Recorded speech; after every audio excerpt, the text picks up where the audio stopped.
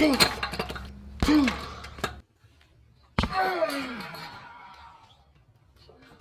she goes. Woo-hoo! Anxiety. This is anxiety part 2. In the last video, I shared with you about anxiety and looking at some of the causes of anxiety, and I left off on the video that said, find out the source of your anxieties. Now, let's look at what we do when we identify the source. Now, what did you write down? And if you haven't written anything down, I encourage you to write things down. As a matter of fact, I am going to put this video on pause and I am going to come up with some things that I've experienced inside of my life. Okay, time is up. I wrote down a few things. Here we go. What others may say or think about me. Well, I think we all can relate to that. We wonder if we put something on, what other people might say, or if we go or we hang out with a certain person or a certain place, what are people going to say or what are they going to think about? It could be a number of things, but here is where we need to make the rubber hit the road. It's like, who cares? As long as you are living for God, who cares? And how often do we allow that to paralyze us and to give us anxiety, and we do not move forward? And a lot of the things that we think that people are thinking about us or saying about us, it's really not there. We make it worse inside of our mind, and that generates that anxiety. I must say, there is positive anxiety and there's negative anxiety. You can be anxious about certain things. You could be excited. Like every time I go to speak, every time I go to make a video, I feel anxious. Why do I feel anxious? Because I'm excited, and it could be because I'm fearful that I may get rejected or someone may not like the content.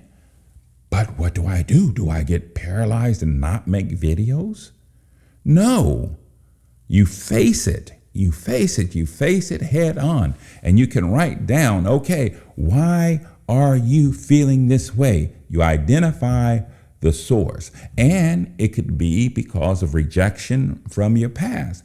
But you have to remember, the Apostle Paul says, forget those things which lie behind us and move forward to those things that lie ahead. And so when we look, and we have to take this inventory. We have to take this inventory in reference to our anxiety.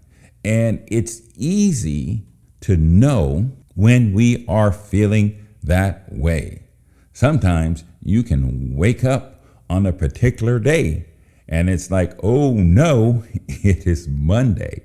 Now, let me ask you this. What were you doing on Sunday? Were you in the house of the Lord worshiping with your brothers and sisters inside of Christ? Well, that should give us a good boost of faith and encouragement if we truly went to go and to worship the Lord in spirit and in truth. And then when you get up in the morning, what is the first thing that you do? What's the first thing that you do? Now, some people, they wake up in the morning, the first thing that they do is they grab their phone. And when you grab that phone, is it going to be uplifting messages, scriptures, sermon blaring, or is it going to be the negativity on social media platform? Or are you going to see who texts you during the night? You see, right there, reaching for that, Is that going to give you peace? Absolutely not. And I try to encourage people not to keep their phone in their room. Quite naturally, some people say, well, that's my alarm.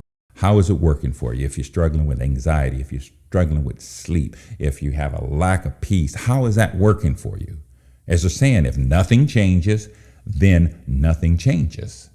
And so I had to get me a little alarm clock so that I could put that by my bedside so I didn't have to use that excuse.